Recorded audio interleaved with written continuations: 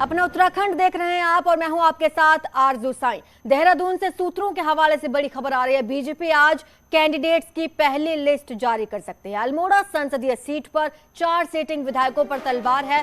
अल्मोड़ा, गंगोलीहाट, द्वाराहाट, कपकोट में दिख सकता है नया चेहरा। झबरेड़ा में सिटिंग विधायक देशराज करणवाल भी रेड जोन में। करणवाल की जगह उनकी पत्नी वैजयंती को टिकट मिल सकता है। काशीपुर में विधायक चीमा की जगह उनके बेटे को टिकट। पौड़ी में सिटिंग विधायक मुकेश कोहली भी हो सकते हैं रिप्लेस। गंगोत्री सीट पर पूर्व ब्लॉक प्रमुख सुरेश चौहान को टिकट। सूत्रों के हवाले से यह खबर आपको बता रहे हैं। थराली सीट पर भी देखने को मिल सकता है नया चेहरा। डोईवाला, कर्णप्रयाग, कोटद्वार, टिहरी समेत 10 सीटें होल्ड पर रखी गई।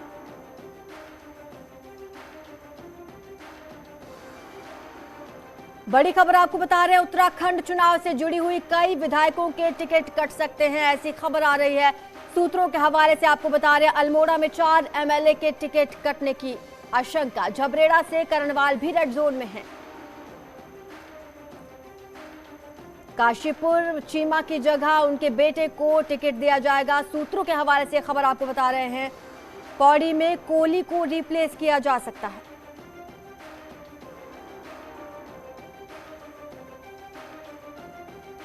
देहरादून से सुनील नवप्रभात हमारे साथ जुड़े हुए हैं, हमारे संवाददाता हैं सुनील, क्या जानकारी आपके पास है? और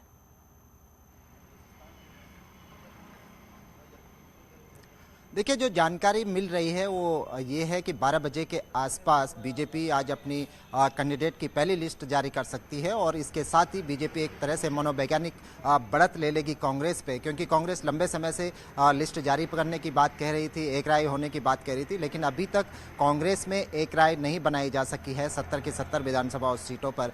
बीजेपी इस मामले में जरूर आगे निकलेगी अगर आज बीजेपी अपनी पहली लिस्ट जारी करती है। और जो जानकारी है कि 60 के आसपास सीटों का आज बीजेपी अपने दावेदार घोषित कर सकते हैं। इसके अलावा 10 सीटें होल्ड पर रखी गई हैं, जिनमें डोईवाला है, कर्णप्रयाग है, टिहरी है, कोटद्वार, इसको लेकर 10 सीटें हैं जहां पर अभी कैंडिडेट फिक्स नहीं हो पाए। या फिर ये भी कह सकते हैं कि बीजेपी कांग्रेस की रणनीति को देखेगी कि कांग्रेस जब अपनी पहली लिस्ट जारी करेगी तो उस कैंडिडेट सिलेक्शन का उसका क्या आधार होता है, किस सीट पर कौन से कैंडिडेट होते हैं, उसी के आधार पर बीजेपी अगले जो अपनी 10 सीटें हैं उनको सेकेंड फेज में निकालने जा रही है। लेकिन पहले फेज में भी अभी तक जो माना जा रहा था कि बीजेपी 15 से 20 विधायकों के टिकट काट सकती है। बीजेपी ने अपनी इस रणनीति में हल्का सा चेंज किया है और जो जानकारी हमारे पास है, बीजेपी अब 8 से 10 विधायकों के, अपने सिटिंग विधायकों के टिकट काटने जा रही है। ये वो विधायक हैं जहां पर पुअर परफॉर्मेंस थी विधायकों की, इसके साथ ही जहां पर पार्टी के भीतर असंतोष था।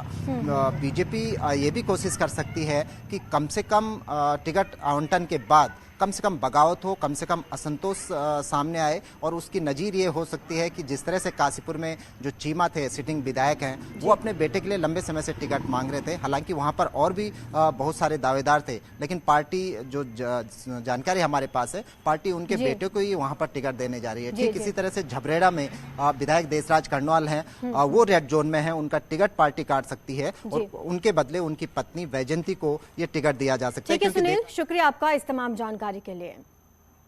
तो बीजेपी के टिकटों का ऐलान आज हो सकता है और आज बीजेपी पहली लिस्ट जारी कर सकती है। दिल्ली में कल बीजेपी केंद्रीय चुनाव समिति की बैठक हुई, जिसमें सभी सीटों पर चर्चा हुई और करीब 60 नामों पर सहमति बन गई है। आज इन 60 नामों के साथ पहली लिस्ट जारी हो सकती है। तो आपको बता दें कि कई मीटिंगों का दौर चला और उसके बाद आखिरी मीटिंग में 60 नामों पर सहमति बनी है। अब इन 60 नामों का ऐलान कभी भी हो सकता है। तमाम मुद्दों को इस दौरान ध्यान रखा गया और विधायकों के रिपोर्ट कार्ड्स देखे गए, उसी के आधार पर फैसला लिया गया है। आखिरकार 60 नामों पर सहमति बनी है और इसकी घोषणा जल्द ही की जा सकती है। दिल्ली में सीईसी की बैठक कल हुई थी, जिसके बाद इन नामों का ऐलान अब कभी भी हो सकता है।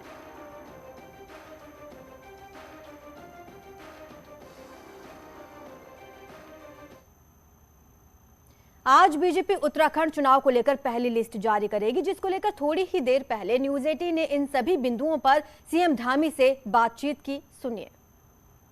देखा जाए तो देहरादून से लेकर दिल्ली तक जो है तापमान में गिरावट है, कड़ाके की ठंड है, लेकिन वही सियासी पारा पूरी तरह से गर्म है।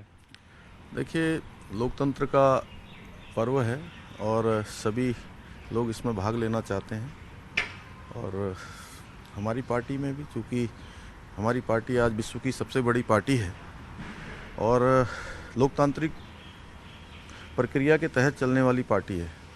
हमारे सभी नीचे से मंडल स्तर के सभी कार्यकर्ताओं के बीच में से रायशुमारी हुई है, जिला स्तर के कार्यकर्ताओं से रायशुमारी हुई है। उसके बाद प्रदेश समिति ने नाम चयन किए हैं और प्रदेश समिति ने जो नाम चयन किए हैं उसको केंद्रीय चुनाव समिति को उनके सामने रख दिए हैं। उन्हीं में से निर्णय होना है, किसी एक के नाम का हर विधानसभा में निर्णय होगा। और चूँकि दावेदार ज़्यादा हैं, हमारी पार्टी में लोगों में उत्साह है भाजपा को लेकर, माननीय प्रधानमंत्री जी को लेकर, तो अधिकांश सीटों पर 10-12 प्रत्याशी भी हैं, लेकिन अंततः एक के नाम पर मोहर लगनी है। बाकी सभी लोग चयन करेंगे और जो 10 या 12 कैंडिडेट जहाँ पर हैं उन सभी के बारे में पार्टी संगठन आगे चिंता भी करेगा। कई लोग पहले से दावेदारी कर रहे हैं, कई लोग जनता के बीच जाकर बता रहे हैं मुझे टिकट मिल जाएगा। ऐसे में बहुत से लोग नाराज भी हो सकते हैं, उनको कैसे कंट्रोल करेंगे आप? नहीं, देखिए देश काल परिस्थिति के हिसाब से जो अभी सबसे अच्छा होगा, यानी ये जो उस समय में उपयुक्त हो रहा होगा उसके नाम पर चयन होगा। कहा जा रहा है कि अभी तक जो है 70 सीटों में 60 सीटों पे मंथन हो गया, लगभग उन पे नाम फाइनल कर लिया गया। क्या सच्चाई इसमें? नहीं, अभी सभी सीटों पर मंथन हुआ है। अभी फाइनल केंद्रीय जो हमारी चुनाव समिति है उसको करना है। इस बार का स्लोगन क्या रहेगा उत्तराखंड में? धामी है जरूरी? नहीं, अब की बार 60 पार, अब की बार मोदी सरकार। और धामी है जरूरी? नहीं, जनता जरूरी। बहुत बहुत धन्यवाद सर आपको। तो मुख्यमंत्री साहब का कहना है कि इस बार मेरा स्लोगन है 60 पार, मतलब इस बार हम लोग 70 में 60 से अधिक सीट जीतेंगे और फिर सत्ता में वापस आएंगे। कैमरा पर्सन अनिल शर्मा के साथ राजीव तिवारी, न्यूज 18 दिल्ली। तो अब की बार 60 पार, यही नारा दे रहे हैं बीजेपी के तमाम नेता। और हमारे साथ अनूप गुप्ता दिल्ली से लाइव जुड़ रहे हैं। अनूप, जातीय समीकरणों का भी ध्यान रखा गया है या सिर्फ विधायकों के रिपोर्ट कार्ड्स को ही देखा गया इस बार?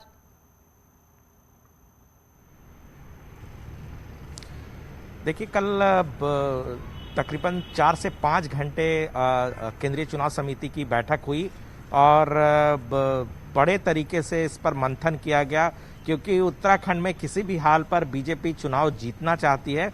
और यही वजह है कि आपने अभी पुष्कर सिंह धामी को भी सुना। उन्होंने कहा कि सभी सीटों पर चर्चा हो गई है, कई सीटों पर 10 से 12 कैंडिडेट उम्मीदवारों के नामों पर भी चर्चा हो रही है। लेकिन जहां तक जिस बात का जिक्र आप कर रही हैं, हर सीट पर एक फीडबैक पार्टी के केंद्रीय नेतृत्व ने लिया है। उस सीट को लेकर के हर चीज का ख्याल जो है, हर चीज की चर्चा जो है वो पार्टी ने की है, चाहे वो जातिगत समीकरण का सवाल हो या फिर जो सिटिंग विधायक हैं उनके परफॉर्मेंस का सवाल हो। इन तमाम बातों का ध्यान रख करके ही पार्टी जो है वो उम्मीदवारों को उतारेगी। चर्चा खत्म हो चुकी है, चर्चा जो है वो केंद्रीय चुनाव समिति में हो चुकी है। सभी को इंतजार होगा कि बीजेपी कब अपनी पहली लिस्ट जो है वो जारी करती है। शुक्रिया आपका इस तमाम जानकारी के लिए। तो वहीं आम आदमी पार्टी ने प्रदेश कार्यालय में लगाया भाजपा और कांग्रेस की विदाई के लिए डिजिटल काउंटडाउन। डिजिटल क्लॉक के जरिए दिखाया भाजपा और कांग्रेस को उत्तराखंड में कितने दिन बचे हैं। डिजिटल क्लॉक में लिखा है भाजपा और कांग्रेस की विदाई का काउंटडाउन, दिन, घंटे, मिनट और सेकंड के साथ आपसे होगा उत्तराखंड नवनिर्माण।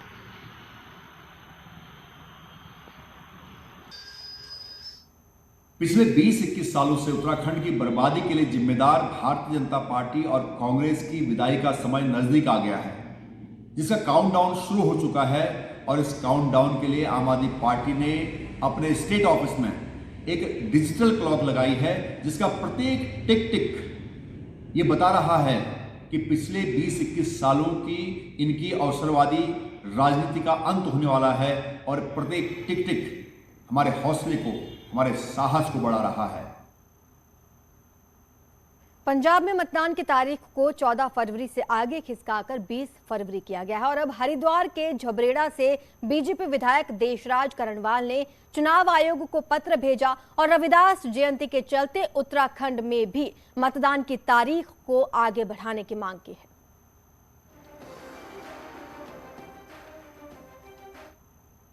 और लाखों लाखों लोग बनारस में जमा होते हैं, इसलिए चूंकि 14 फरवरी को मतदान है और 16 फरवरी को संत शिरोमणि सतगुरु रविदास जी की जयंती है, क्योंकि लोग बनारस पहुंचते हैं इसलिए पंजाब सरकार ने निर्वाचन आयोग से रिक्वेस्ट करके मतदान को पीछे हटवाया है। विधानसभा चुनाव की उल्टी गिनती शुरू हो गई है और दल बदल का खेल खूब जारी है। बीजेपी कांग्रेस एक दूसरे के नेताओं को दल में शामिल कर रहे हैं, तो नैनीताल में अब सरिता आर्य के बीजेपी में आने के बाद बगावती तेवर पार्टी के लिए चिंता बन सकता है।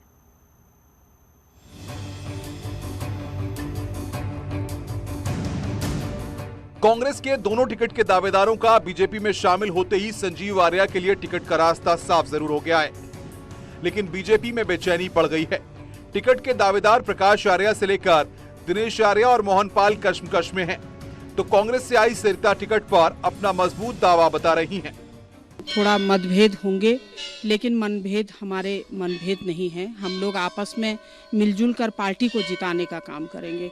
होता ही है, पहले लोकतंत्र है, हर कोई टिकट मांगता है, फिर टिकट मिलने के बाद सब हम लोग एक होंगे, चाहे मैं हूँ चाहे और हमारे प्रत्याशी जो भी हैं, हम आपस में मिलकर पार्टी को जिताने का काम करेंगे।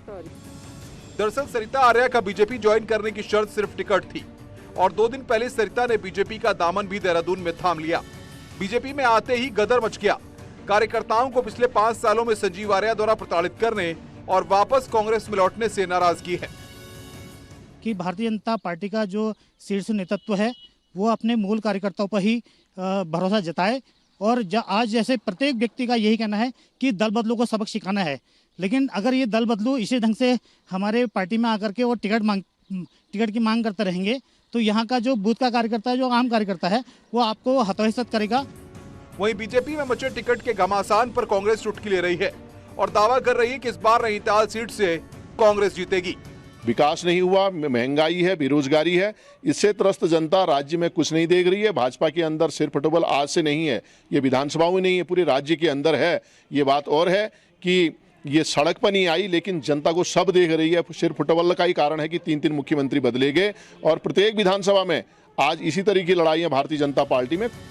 बहरहाल कहते हैं धोखा खाकर सबक लिया जा सकता है, लेकिन संजीव आर्य के कांग्रेस में लौटने से भी बीजेपी सबक नहीं लेगी तो पार्टी में भगदड़ भी मच सकती है। ऐसे में पार्टी कैडर का भी नुकसान बीजेपी को नैनीताल में झेलना पड़ सकता है। नैनीताल से न्यूज़ 18 के लिए वीरेंद्र बिष्ट की रिपोर्ट। यहां रुकेंगे छोटे से ब्रेक के लिए, जल्द हाजिर होंगे। देहरादून से इस वक्त की बड़ी खबर आ रही है। पुरोला में कांग्रेस को झटका, कांग्रेस नेता दुर्गेश्वर लाल करेंगे बीजेपी ज्वाइन। पिछले साल नवंबर में कांग्रेस में शामिल हुए थे दुर्गेश्वर लाल और अब पुरोला से बीजेपी दे सकती है टिकट। 2017 में निर्दलीय लड़े थे और 13,805 वोट दुर्गेश्वर लाल को मिले थे। पुरोला में कांग्रेस को बड़ा झटका।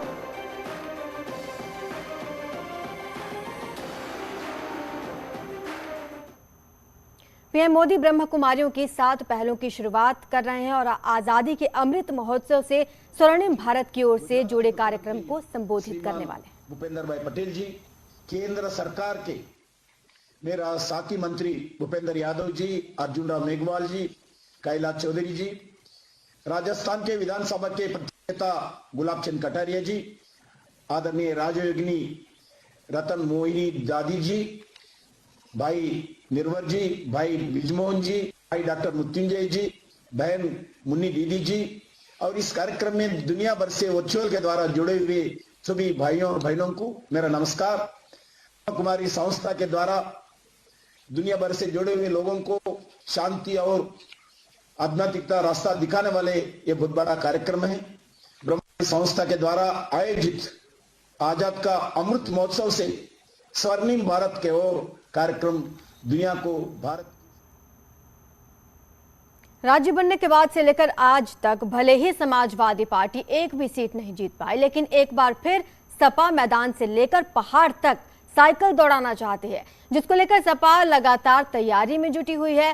रुड़की में एसपी ने युवा नेता राजा त्यागी को अपना प्रत्याशी घोषित किया है। राजा त्यागी का कहना है कि उत्तराखंड में सिर्फ बीजेपी और कांग्रेस ने राज किया और आज तक जनता के साथ दोनों पार्टियों ने धोखा किया।